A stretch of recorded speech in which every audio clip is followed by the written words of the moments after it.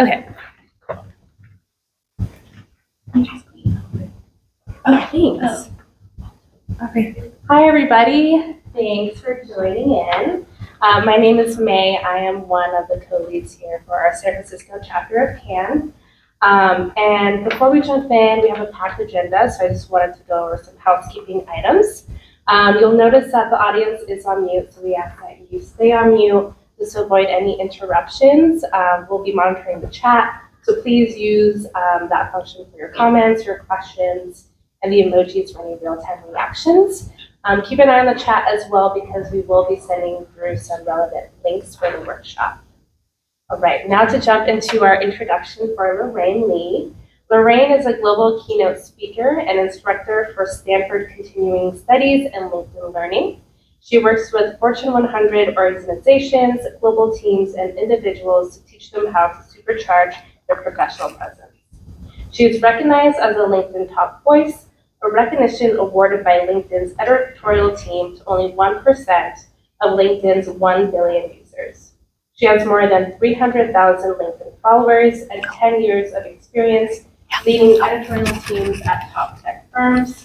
She was named a top virtual speaker by ReadWrite and a top 15 LinkedIn expert in San Francisco by Influence Digest. Lorraine was a founding editor at companies including Prezi, SlideShare, and LinkedIn, and has been featured in publications including Inc., ReadWrite, and Entrepreneur. All right, Lorraine, I'll let you take it away. Thank you so much, and thank you everyone for taking the time to tune in today in person and virtually. Now, unfortunately, most people are not using LinkedIn correctly. Today, I'm going to share my best practices learned as a founding LinkedIn editor, a LinkedIn top voice, and a LinkedIn learning instructor to make sure that you are not one of those people.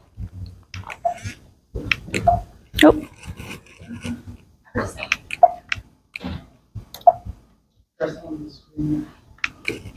Oh, there we go. Okay.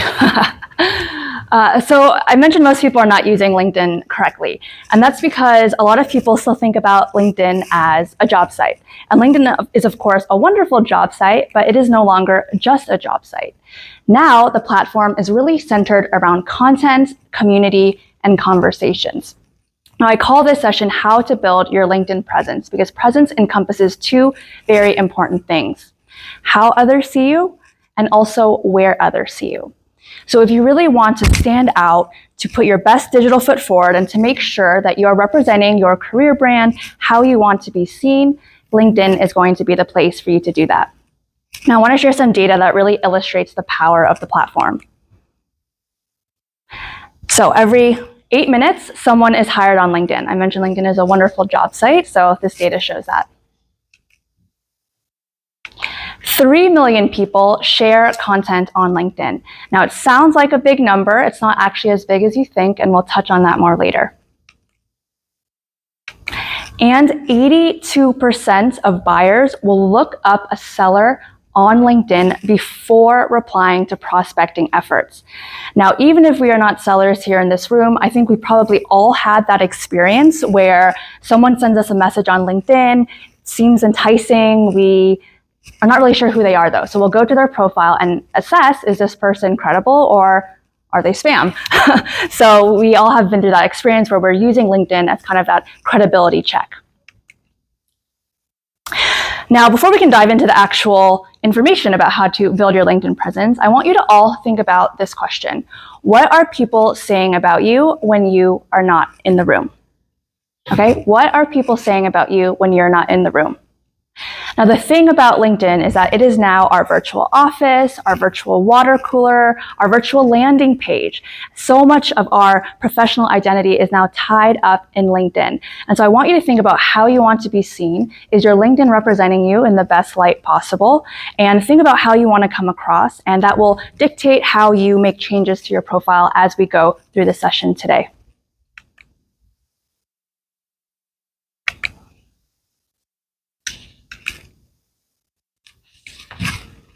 So we're going to be talking about 3 key areas today. 1, optimizing your profile. We're going to talk about how to create content on LinkedIn. We're going to talk about how to embrace relationships on LinkedIn. And then we will close it out with a Q&A. And this is going to be a very interactive session today. So there's a workbook that will accompany some of these sections. We'll do some exercises together. May, I think, is sending that through the chat now. So please make a copy of that and follow along. So let's dive into our profiles first, right? We have three things that I want to talk about today. I want to talk about our profile photos. I want to talk about our background photos. And I want us to talk about our headlines. Now, when it comes to our profile photos, looking at a bunch of pictures here, we are actually making really snap judgments about these faces. In fact, we make judgments about people based on their photos or their faces in as little as 100 milliseconds, which is not a lot of time at all. So how do we make sure that we are creating a great profile picture? Well, now is really the time to start thinking about how we have that perfect profile picture so that we can exude confidence, competence, and approachability. And the great thing is that when you have a solid profile picture, you're going to be 14 times more likely to be found and to receive new opportunities. So let's take a look here at these profile pictures. We have three wonderful smiles here. But they're not just everyday smiles. They are exhibiting something called the Duchenne smile. Now, what is a Duchenne smile? Let's look at these two photos here of yours truly to get a better sense. So I'm going to turn to the chat and also to the audience here in person. So in the chat, let me know between picture 1 and picture 2, which version of me looks a little bit more approachable, a little bit friendlier to you. And there's no wrong answer. Everyone has their own take, but type in the chat a 1 or a 2. And for those in person, give me a 1 or a 2. A lot of 2s. A lot of 2s, okay. Looks like the room is 2 unanimously as well. It's okay, they're both nice pictures, right? Yeah. I'm not insulted, don't worry. Right, okay, so most of you said photo number 2. And you were seeing the Duchenne smile in photo number 2, even if you don't quite know what the definition is yet, right? So photo number 2, I'm clearly smiling in both photos, right? My mouth is upturned. But the difference is with photo number 2, you also see crinkled eyes and lifted cheeks. So essentially, my whole face is working as part of the smile. That's why it looks a lot more authentic and maybe more approachable than photo 1. So as you are maybe revisiting your profile photos, I want you to try to exude this authenticity with your smiles. You do not need to go to a photo studio or like a headshot studio to get these. I actually think taking your cell phone, doing a portrait mode photo, just having a friend take it is going to be a really great way to get that nice smile. Now next, I want to talk about our background photos. So think of your background photo on LinkedIn as your billboard. It's an advertisement for yourself. It's literally at the top of your page. It's one of the biggest pieces of real estate on your profile, and it's going to be one of those first things that people look to make that first impression of you. So on LinkedIn, there's a lot of different billboards or background photos that we see. Here's one example. This is probably the most common. This is LinkedIn's generic background photo. And if I saw someone with this background photo, it really wouldn't tell me much at all about them, except probably that they don't care that much about updating their LinkedIn. Now here's another example that I see very often, the nature photo. Now, unless you're a photographer and you took this photo, it's, again, not really telling me very much about you, right? So I want to make sure that we are using our background photos to their fullest potential. So let's look at some examples here. My friend Linda, she works at Lockheed Martin, and she has a very simple but very nice background photo here, and she puts some keywords there: mental health, self-love, creativity, right? Very quickly, I understand what Linda is about. Selena Montgomery, she works at Google. Threat assessment, insider, risk, and violence prevention. Again, I have a much more holistic sense of who she is, what her expertise is in. And this is my friend Terry Rice. He is not working at a company right now. He has his own company, but again, very clear, very detailed about what it is that he offers. Time to build your revenue, reputation, and resilience. He has a link so people know where to start. We know what kind of services he offers, and he has some added credibility here with the logos in terms of where he has been featured. So I'm not a great designer, but you don't have to be to create a really great background photo. So I have, for all of you here, free 10 background photo templates that you can use and edit in Canva. So if you are interested, you can scan the QR code, and I think May will also be sending that link through the chat. Next, I want to talk about our headlines. Now, the thing about headlines, if I had to make a guess, most of you in the room or virtually probably have job title at Cisco, and that's all. And that's okay, that's normal, right? That is your job, and that's the company you work for. But LinkedIn gives us 220 characters in our headlines, and they give that to us for a reason, right? It used to be 120, and they increased it. And that's because we're all more than our jobs, and we also do a lot more than just our day jobs, right? So I want you to think about how you can enhance your headline and really show more of who you are, again, holistically as a professional. So definitely, it's okay to have job title at Cisco, but you might also add that you are an ERG leader, like some of you in this group here. You might add that you are on the board of a nonprofit. You might add that you have 10 plus years of experience leading data teams at SaaS companies. So there's a lot of things you can include here. So I want you to think about those keywords and, again, what you can add to your headline in terms of what else you have done beyond your day job. Now, a good formula to keep in mind is job title plus keywords plus mission value statement. We'll talk about the mission value statement shortly. But again, the headline is really important when people are searching for people on LinkedIn, and it's going to help you, if you have the right keywords in your headline, appear more often in search results. So I want us to look at two examples here of really great headlines.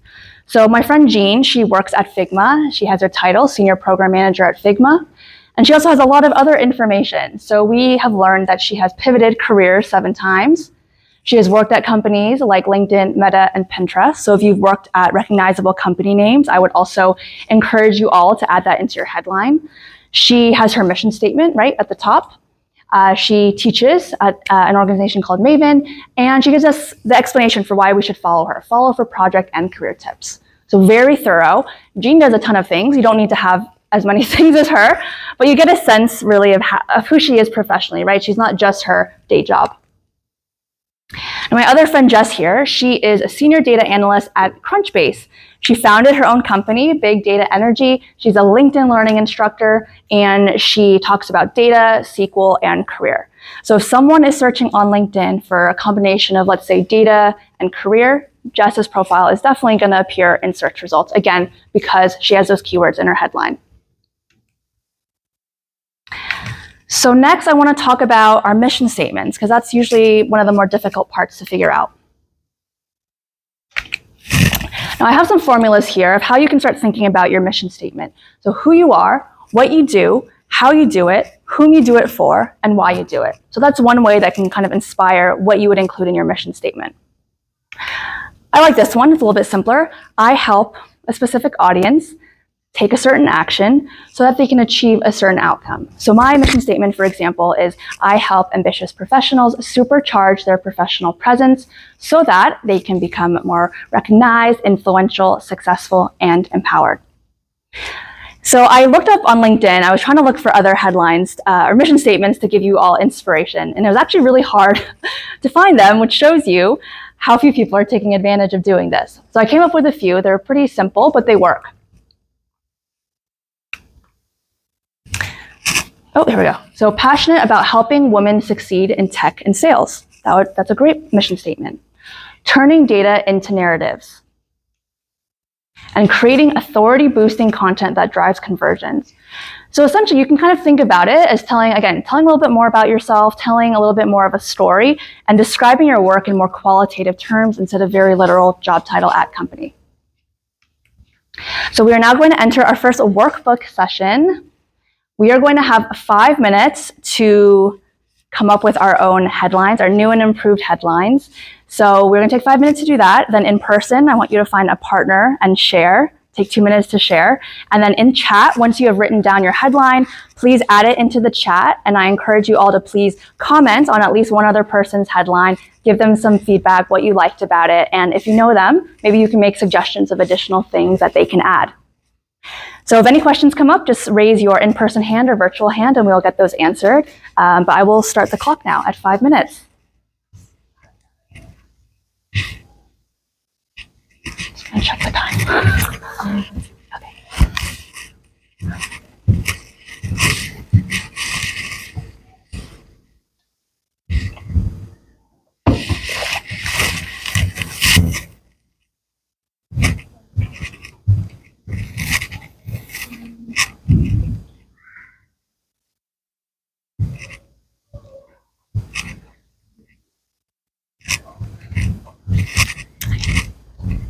Let's see what you have right now. Nice. Yeah, you have hybrid work, which I feel like is important. Inclusive, that's good. I think you probably still have a little bit more space though. You can maybe add a few things. Maybe if you want to add your job title right now, or I mean, I feel like your work with CAAN is super important too, right? Yep. Like ERG leader, yeah. Yep.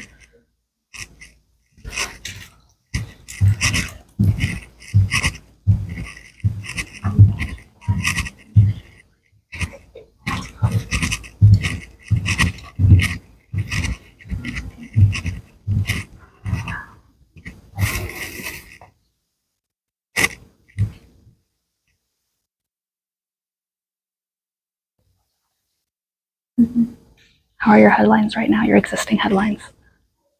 Non-existent. I think I just have my title as my Okay, yeah. So this is a really good exercise. Good, good. What about you, Jackie?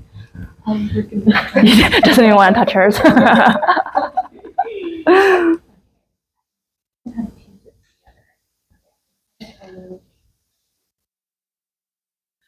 That's not a better word for exercise. Active amateur jogger. Is that a good one? Yeah. No, it's good to add something, yeah, personal like that.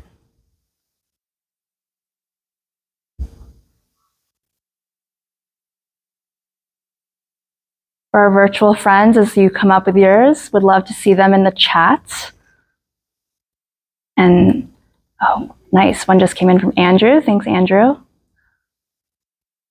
Andrew said, Cisco Technical Consulting Engineer, CCNA and DevNet certified, communicator, collaborator, strong work ethic, committed to quality outcomes, positive work environments, and passionate about continuous learning. Nice. Ooh, we're getting a few. Brian said project security management, business leader coaching, life counseling veteran, and ESTJ-A. Oh, One of the, yeah, that's great. I love that, that personal touch to you. So now we understand your personality a little bit more right away. Yeah, there's some great keywords in all of these too. Kalyani, yeah, backend development, cybersecurity, engineer, all wonderful. Yeah, Jared added information about his alma mater. That's also really a great thing to do as well. Yeah, AI, that's a great keyword to include. Yes, it's a hot word. Yeah, Carlo, who's also in the room with us, board member, ERG leader, business operations exec. Oh my gosh, these are wonderful. Helping Usher. Oh, I think my Usher the singer.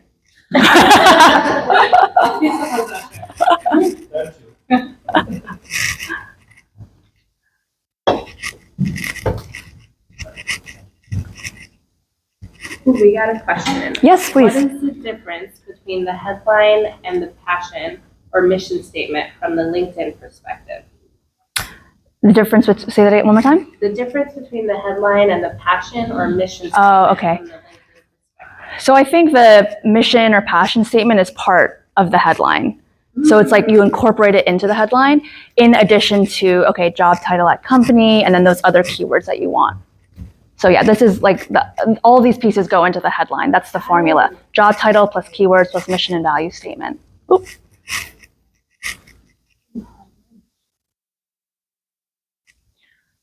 All right, well, we are at time. It looks like in person, everyone was already working together. And then thank you everyone for sharing virtually in the chat. Those were some really great updated headlines. Woo.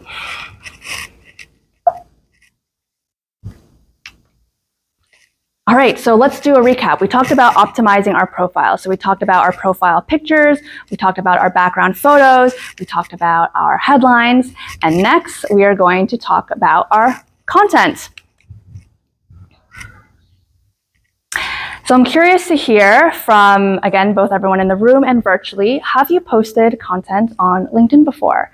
So for our virtual friends, if you can give me a thumbs up or a thumbs down in the chat, and then in person, I actually saw a lot of head nods and some thumbs up, so it looks like everyone here has posted before. A lot of thumbs. Thumbs up or thumbs down?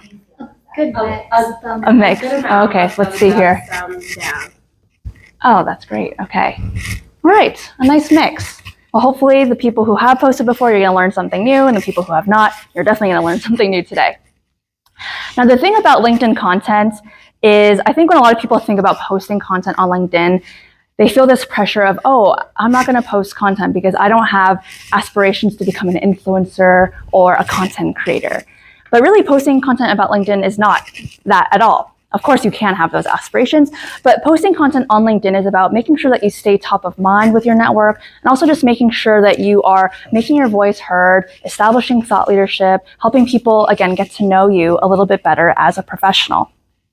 Now, I mentioned before that statistic that 3 million people are sharing content on LinkedIn each month. And it sounds like a really big number, but that's actually only 1% of LinkedIn's monthly users. So there's still a ton of potential here for you to really stand out when it comes to content. So let's start off talking about commenting. I think when people, again, think about LinkedIn and posting, they get very nervous because they think, oh my gosh, I have to make sure I sound smart. Or, oh my gosh, my whole network is gonna see this. And, oh, I feel so nervous. It's cringy. I don't want them to think I'm just being so self-promotional. So let's start off with commenting, which I think is a much more approachable and less overwhelming thing to do when it comes to creating content. Now, the thing is that your comments are content, right? So commenting is super important on LinkedIn. And that is because when you comment, you can still get your voice out there. You can still grow your followers that way. And commenting is super important to the LinkedIn algorithm. I mentioned at the start that LinkedIn is really focused on content, community, and conversations, and commenting is a very important piece of that. So even if you are not posting right now, the commenting that you do when you do start posting on LinkedIn, that is going to help your posts get more visibility in the algorithm because it knows that you are someone who engages in conversations. Now, the thing about commenting is I want us to make sure we avoid this situation. These kinds of comments. I agree, well said, thanks for sharing. They're all very nice, and if you know the person, maybe it's okay to use these comments, but we don't want this to be a regular occurrence. And that's because these comments are not really driving the conversation forward, and they're not, again, really telling me much about what you know or what you can contribute. Instead, we want to aim for comments that are more along these lines. So something like, I agree with you here. I'd also add, LinkedIn isn't just a place for jobs. Your whole brand and professional identity is represented here, right? So we want to aim for, let's say 15 words is a good benchmark to show that you are really adding something of value and adding quality comments and adding something to the conversation, right? So you can add additional insights. You can also ask a question to try to get that back and forth with the original poster, but essentially try to add comments of value like this and avoid those 2 or 3 word phrases like we have above. Yes, May? For content, does reposting content help? Reposting content is still posting content. I would say, though, that you should try to add something when you repost. So you can either repost just as is, or you can repost and add some additional thoughts. So try to add 1 to 2 sentences at the very least for why you're reposting, why you found it valuable. I like to go through this simple flow when you are getting started. So I always like to say, okay, share an article link. Once you get comfortable with that, share an article link with 2 sentences. And then share an article link, take a quote from the article.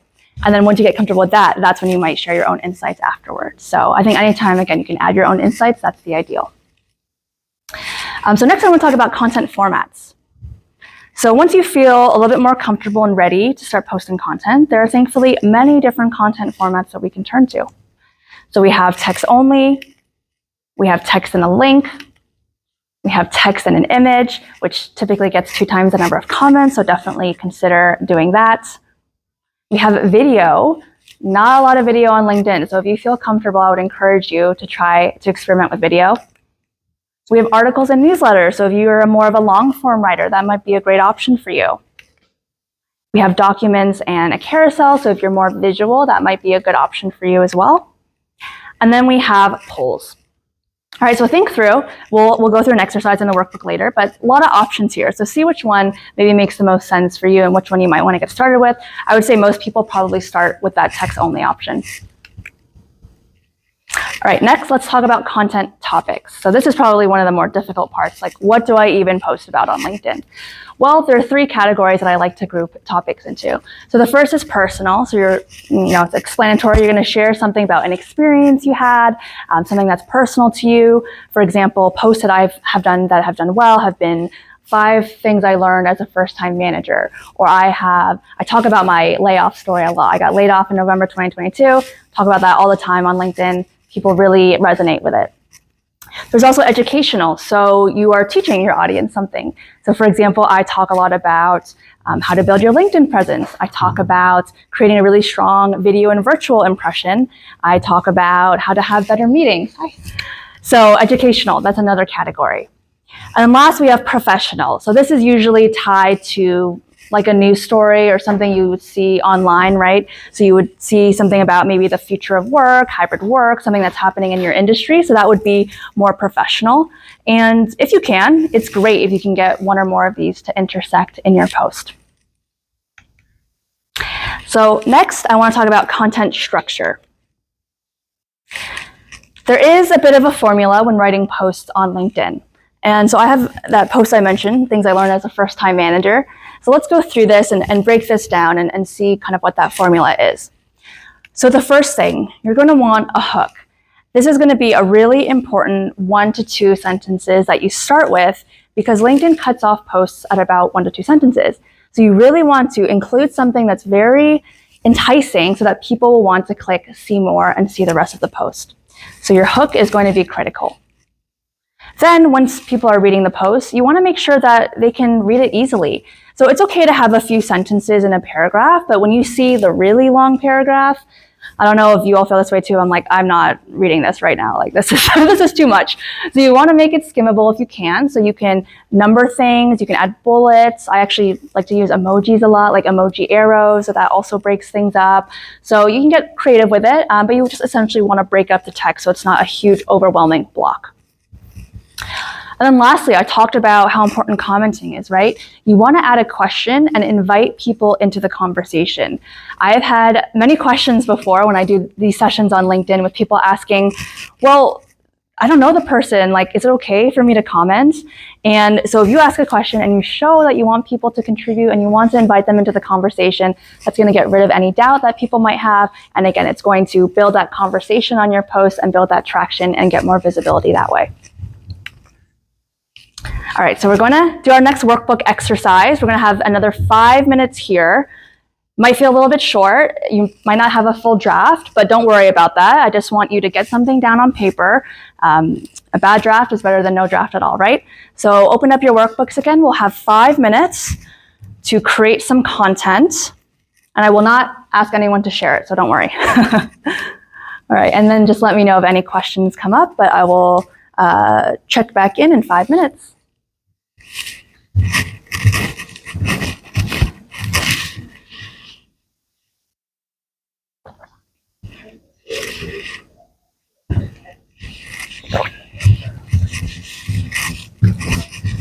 Hi, welcome. I'm Lorraine. Thank you, Dominic. Dominic, nice to meet you. Thank you for coming. Hi, Dylan. Lorraine. Thank you Nice for to meet you. coming.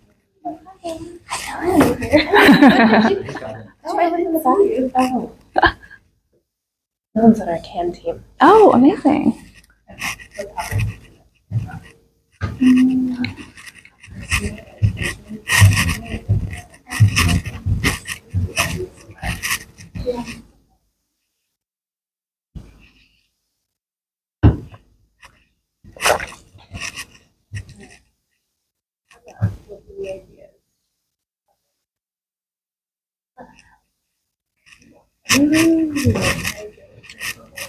I'm hearing some discussion. What are the topics that are coming to mind? It's going to be prayer. post about how she got to where she is Nice. today. Yeah. You have to. That's no, I'm just kidding. But that's great. That's a great topic. There's some People fun love stuff. career stories. Yes. Yeah, that's great. Tell us, Jackie. How did she-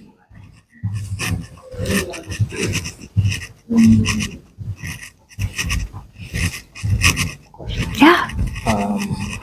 So I was promoted in November. Nice. And Yeah. I had, posted it on LinkedIn. Mhm. And then I got like 200 comments. Great. Yeah. Actually. Yeah. What's the rule on replying? I don't think you have to reply to every single one. Yeah. I was just wondering, do you want to say like, Yeah. No. ignore people? Yeah. No, I think like something you could do is you could just like add your own comment to the post and just say thanks everyone. Like really appreciate it. Yeah. Yeah.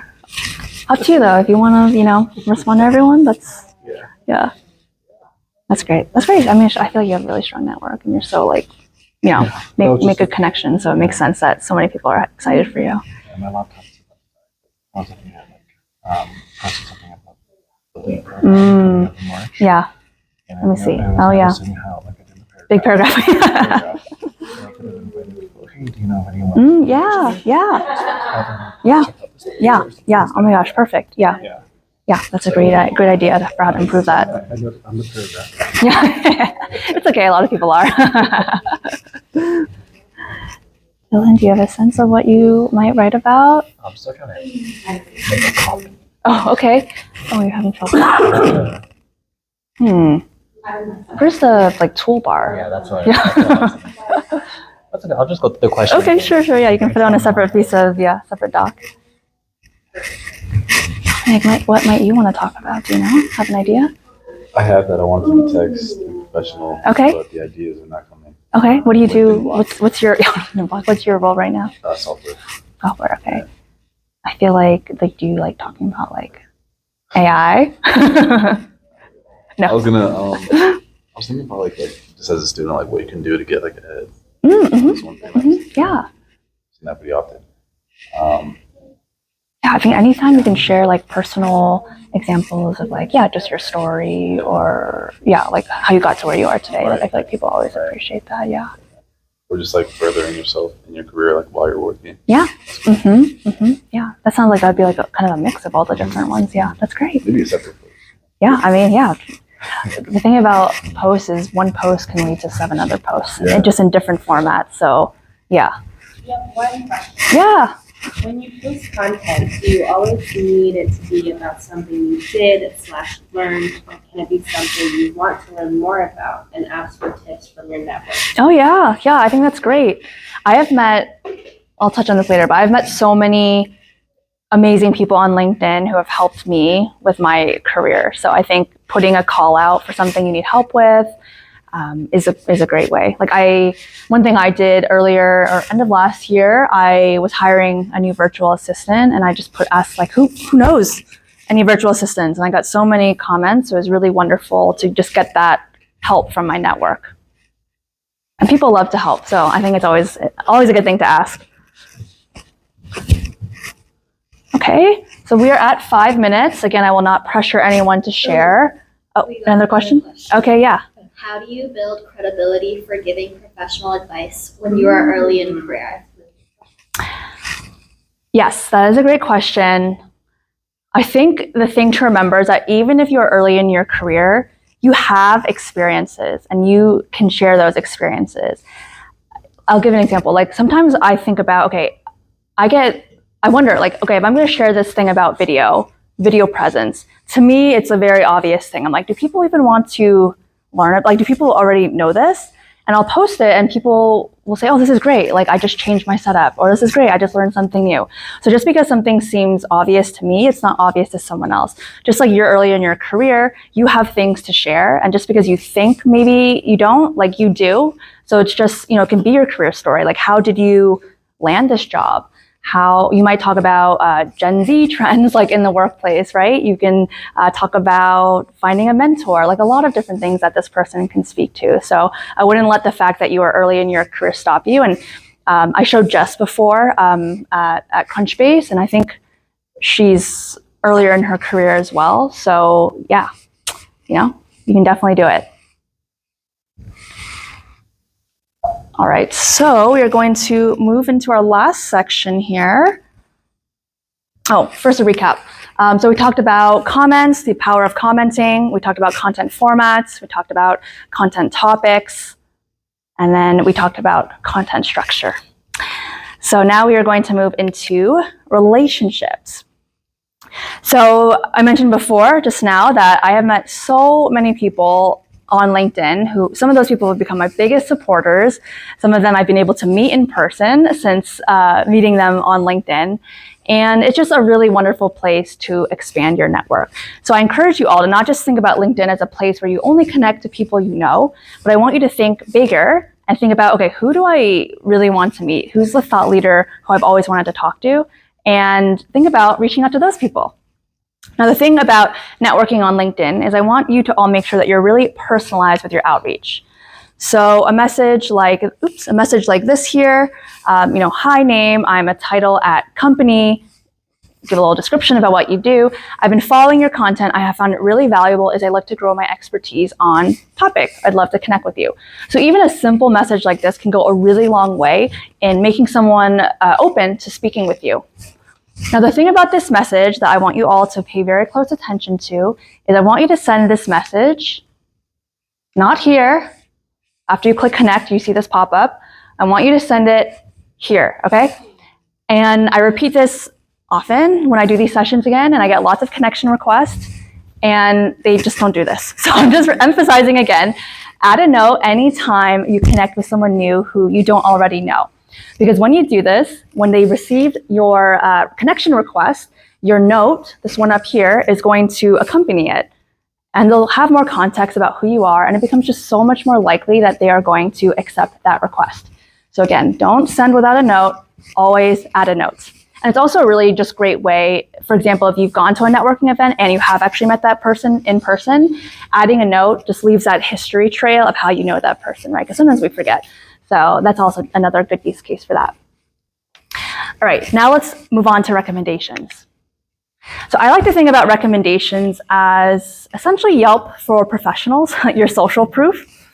The thing about recommendations is you don't have to ask anytime you leave a job, right? You can ask after you've done a big project. Again, I mentioned that example earlier. Let's say you're on the board of a nonprofit. You can ask someone there. It doesn't have to be just people who are working with you every day in your day job. But recommendations are really important because let's say we have two people who have the exact same experience and backgrounds, and one of them has 20 recommendations and one of them has no recommendations. And you have to choose, okay, who do I want to talk to? Probably the person who has 20 recommendations, who everyone just loves working with and has wonderful things to say, versus the person who has 0, right? So recommendations are super important, again, is that professional social proof. Now, the thing I want you to remember when it comes to recommendations is I want you to be really specific with them. Because you can ask someone for a recommendation, but they can be talking about your communication skills when in fact you want them to talk about your management skills, right? So whenever you ask someone for a recommendation, you want to make it as easy as possible for them. So you want to say, okay, I have this goal. Can you please talk about X, Y, and Z in your recommendation? Maybe you have some data. You can remind them, I would love for you to touch on when I grew the website traffic by 300%. So as easy as you can make it as much information as you can add, that's going to make your recommendation go a really long way in helping you achieve your goals. So I'm going to move on to the workbook. Let me actually check the time here. Okay, I think we actually have time for this. We can do this right now. So let's give it 5 minutes to actually go into the last section of the workbook. And we're going to work on our relationships. So we will either come up with a message and a note for someone we want to speak to and connect with on LinkedIn. If you are nervous and need practice, you can add me on LinkedIn. Or we will figure out a recommendation, someone to ask for that recommendation for. And you'll draft your request in the workbook. So let's give it, I think we can give it 5 minutes. So we'll check back at 11:47.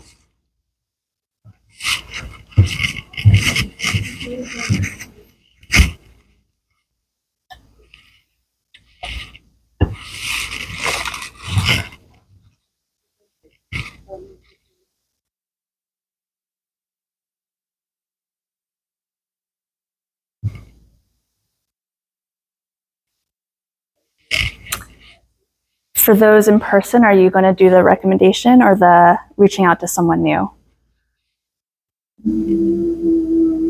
Are we asking for one or are we giving one? We're asking. You're asking for one for yourself. Maybe we'll ask Carla for one. Yeah? Carla's about to get 20 requests coming his way.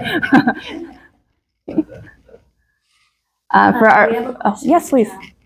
What is the etiquette around looking up hiring managers on LinkedIn before interviews? Definitely, I would say.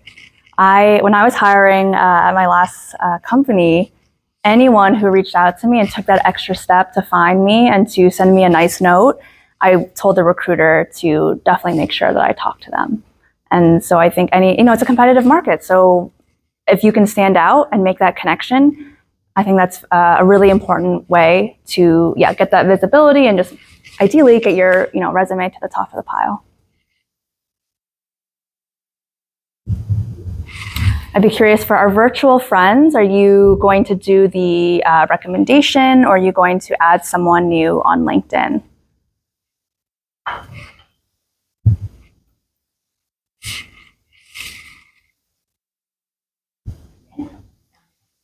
Is one a lot? Yeah. Someone said connect. Connect? Okay, great. Yeah. Both are great options. We do have another question. Mm-hmm. Do hiring managers really appreciate contact before interviews on LinkedIn? Yeah, I would say I do, at least. Or I did when I was a hiring manager. I think it is an important thing to do to stand out.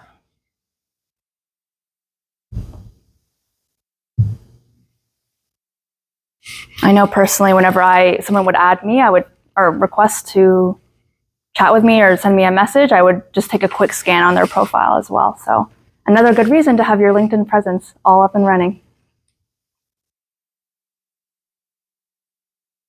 In the chat are people doing more recommendations or networking? Have people chimed in? Not yet. Okay.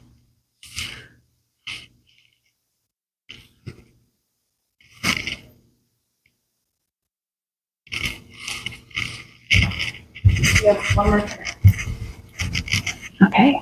There's another question. Mhm. Can you ask for recommendations via LinkedIn with former coworkers or managers? If so, how? Yeah, I think that's one of the best things, one of the easiest people you can ask for. I think you would, again, state your goal. Are you looking for a new job? Are you just trying to get things in order? You're just trying to, again, build that LinkedIn presence.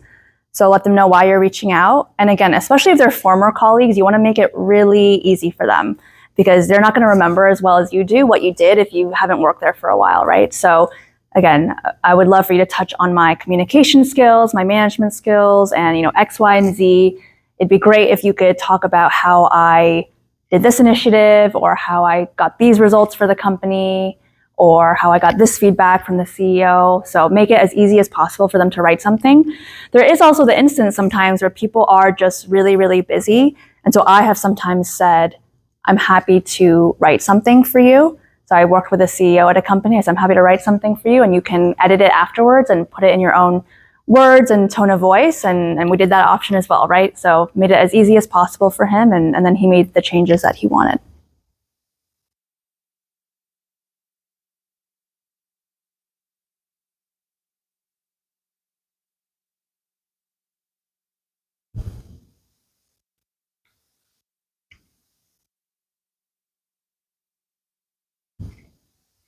I actually forgot what time we started, so I think. Oh no, I mean what time we started this workbook activity. Yeah, we'll give it one more minute then, and then we can leave plenty of time. Yeah, leave plenty of time for Q&A. 11:42. Oh, okay, perfect. Yeah, we'll give it one more minute then.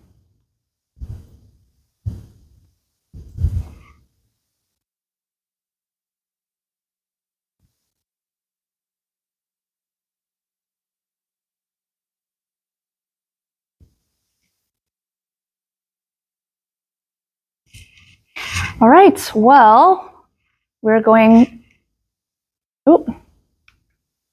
recap once more. So we just talked about relationships. So we discussed the power of networking, and and the power of recommendations.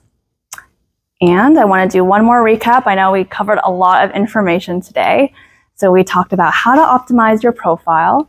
We went over ways to create content. And then we close out with ways to embrace our relationships on the platform. So I want to thank all of you in person, thank everyone virtually for tuning in today. If you are so kind to give some feedback, it shouldn't take more than a minute. There's a free LinkedIn gift for anyone who takes the time to fill out feedback, and then that's the link as well, the first one there, and then feel free to connect with me on LinkedIn. You can practice adding your note to your message. And then I also offer LinkedIn support, LinkedIn consulting and coaching as well, if that's something you're interested in.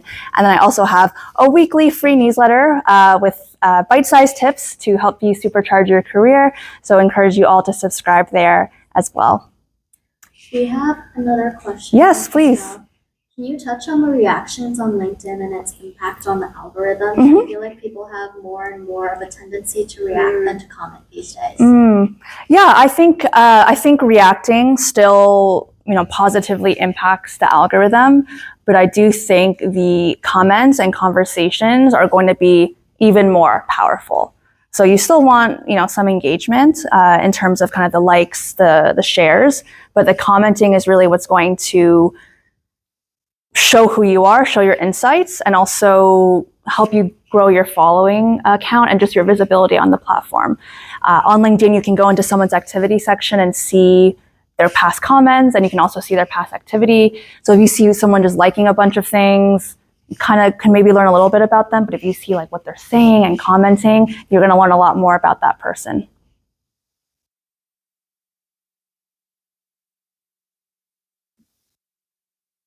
I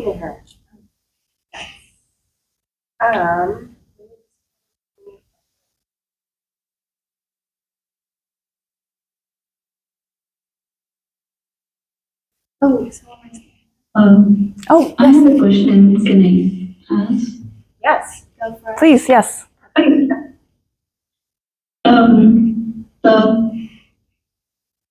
I wanted to know, I was filling the survey, so there I saw if you have anything that you wanted to know. How to search for the relevant jobs, or how to write a message for the hiring manager. So searching for relevant jobs, LinkedIn has a jobs search area. And so I would encourage you to turn on job alerts so you get emails with the jobs and job types that you're looking for. I would make sure in your settings, so a little bit below your profile picture, but kind of that top area, you are going to want to make sure on the back end that you show that you are open to new opportunities. If you choose, you can also add that green open to work banner. And then when it comes to hiring managers, I think something similar like that note I sent before. You want to give a little bit background about who you are, explain why you're interested in applying for that role, why you're excited about it, and then ask to connect. So I think the same rules apply when you're reaching out to hiring managers. You just have to frame it around the job that you are applying for. Thank you so much. Yeah, thank you for the question. We have a comment. Okay. Estelle. Thank you, Lorraine, for the reply and the great content shared today. I'm very active on LinkedIn, and I learned a lot of great tips. I will connect and share feedback. Amazing. Thank you, Christelle. We're getting a lot of thank yous. Oh, great.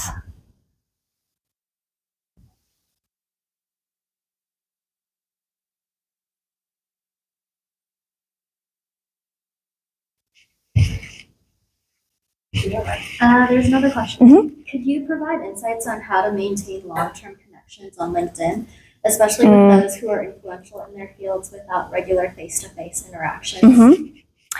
So there's a few things that come to mind. So this is a little bit separate from LinkedIn, but one thing I do to stay in touch with my network is I send out an annual holiday newsletter. So I talk about my professional goings on and then also a little bit about my personal life. So that's something I've been doing since, I was in college many years ago. And I think that's a really great way to stay connected to your network. And even if they don't respond, they know what's going on. And then again, you're seeing top of mind, right? there's other things as well. Like LinkedIn now has separated updates from people in your network versus new connection requests. So in that updates tab, you can see if someone in your network, if it's their birthday, if they got a new job, if they just have some sort of big work update. So commenting on those and sending a quick note, I think, is another really great way to stay in touch with people. And then depending on your relationship with this person, I think, checking in like once a year on video is totally a great option too, and very doable. Hopefully if you're, close and they want to support you, or you have some sort of relationship with them, they'll be open to that. I don't keep, a very strict schedule in terms of when I need to catch up with people in my network, but sometimes I'll see they post something on LinkedIn and I'll send them a note like, oh, it's been a while. Like, do you want to catch up? And they always do. So I think even doing that works as well.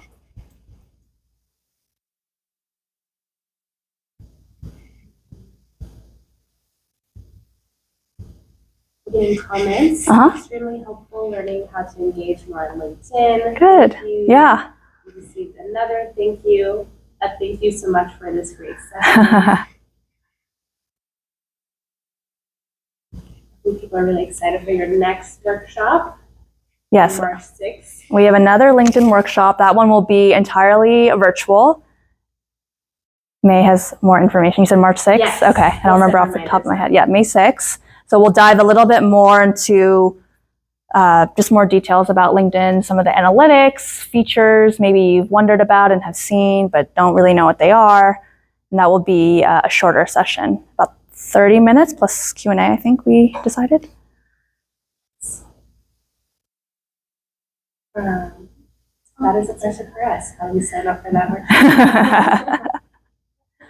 I would love to hear from our virtual attendees too, if there are specific challenges that you're experiencing with LinkedIn. I hope the session today was able to answer some of them, but if you can share, I might be able to incorporate some of your challenges into the March 6th session and provide more insight there. So if there's things you want answered, feel free to drop that into the chat as well. Yes, Carlo.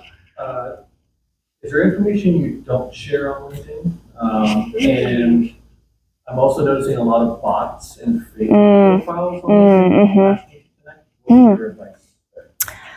So to answer your first question, Carlo asked, is there information you don't share on LinkedIn? I would say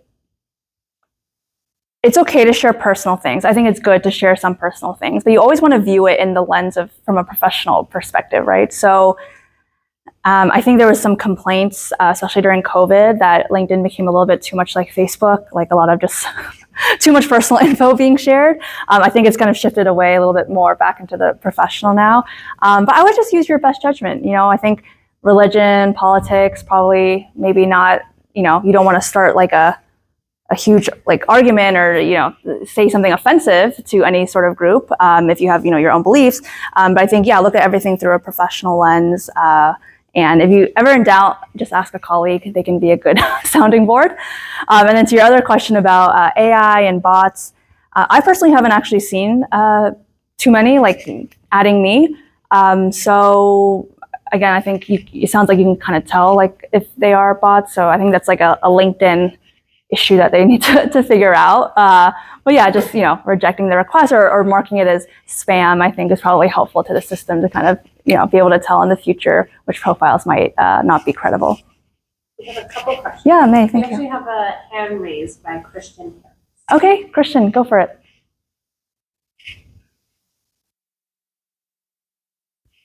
Hi. Thank you so much for, thank you, Lorraine, for putting this on today. I don't know if you can hear me okay. Yes, I can hear you great. Okay, perfect. So one of my questions is, I am trying to make some updates to my LinkedIn. I was recently impacted by the latest LR, and I wanted to make some updates to my current role, and then also kind of incorporate that and use that skills section a little bit more. So I guess my question is, how can I pull out some skills that I may not be aware of for my role? So for example, my current role, I do a lot of data analysis, scoping and project planning, and then also working with collaborative teams. So just kind of knowing something like that, utilizing that skill set and then pulling out those relevant skills to put them on and update my LinkedIn. Yeah, so two things I want to say about that. So I know there is a very specific skills section on LinkedIn. I personally don't pay that much attention to it. I say like have, the top 5 skills be the most important because, people see that. Where I think you should actually focus your skill section is the About section now allows you to add 5 skills, I believe. So I would definitely just make sure you pick your top 5 skills and add that in your About section. If you edit it, I think you'll see the option there. So that's also good for, again, the searchability and also just pops a little bit more than the skills section. One thing I would suggest that you do is based on the jobs that you're applying to, or take a bunch of job descriptions that you're interested in applying for. This is an example where AI is really helpful. Run it through AI, ask them what are the most named skills across all those job descriptions, and then use that to inform your LinkedIn and kind of what you want to advertise in terms of your skill set, because that will also help you match up more with jobs. I don't know if you have a premium account. I think this is a premium feature, but it will kind of show you, okay, you have 85% of the job skills listed. So I think using what's out there already to inform the skills versus the other way around is going to be more productive for you. Thank you so much, Lorraine. I really appreciate this session, and I look forward to attending the next one. Yeah, amazing. Thank you for coming today. And then we have another question. Mhm. We have time. We do, yes. What's the question? What are some tips for staying relevant on LinkedIn with multiple job titles? What, can you repeat the question? What are some tips for staying relevant on LinkedIn with multiple job titles? I assume this person means maybe multiple job titles over time, or they mean in their current position? Can they clarify? Hazel, over time. Over time. So I would do what I showed that example with Jean earlier when she said, I think X LinkedIn, X Meta, X Pinterest, I believe she said. So you don't need to name the job that you did at every company unless you feel like it's a keyword that's important for you to appear in search results. But naming the company that you worked at, especially if it's a recognizable company, I think is a good thing. You can just use X for a lot of things. So like if you want to call it the other job titles, like X data scientist or X, X, Y, and Z, that's an option as well. But don't feel pressure to fit everything in your headline. It's really, again, like what you want people to know about you now, and then what you want to appear, what you want to show up, like which search results you want to show up for. Okay, I think it's time, but I'm happy to take one more question if there's a question that's come through. Priyanka Prasad has their hand raised. Okay, Priyanka, yeah, please. Thank you, Lauren, for your amazing session, really inspiring. I just wanted to have a comment or maybe something that you can cover in the next one. I went a little bit late. I don't know if you covered the AI tools that can be used to enhance your description, as well as send messages. That really saves time for me. That's inbuilt in the tools. So just wanted to. Yeah, thank you. We did not cover that, but I will take note of that, and thank you for sharing. Yeah, thank you. All right. Wrap up with the comments. Someone said this workshop helped build my confidence and insight about the purpose and provided content structure. That's great. Well, I'm so happy to hear. I know LinkedIn can feel a bit overwhelming, especially after probably everything I just shared, especially if you were like, oh, LinkedIn is just for jobs. But just take it step by step. You will grow your presence. You will get more confident. And I'm really excited for all of you to start. And again, add me on LinkedIn. Let me know how it's going. And thank you so much again for taking the time today. I really appreciate it.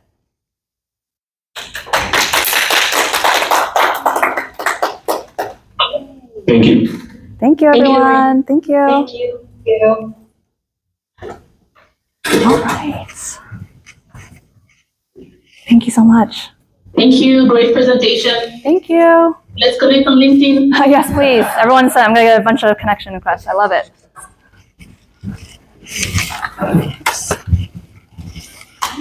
Thank you. Thanks, everyone, for coming in person. Oh, wow. Okay. That's great.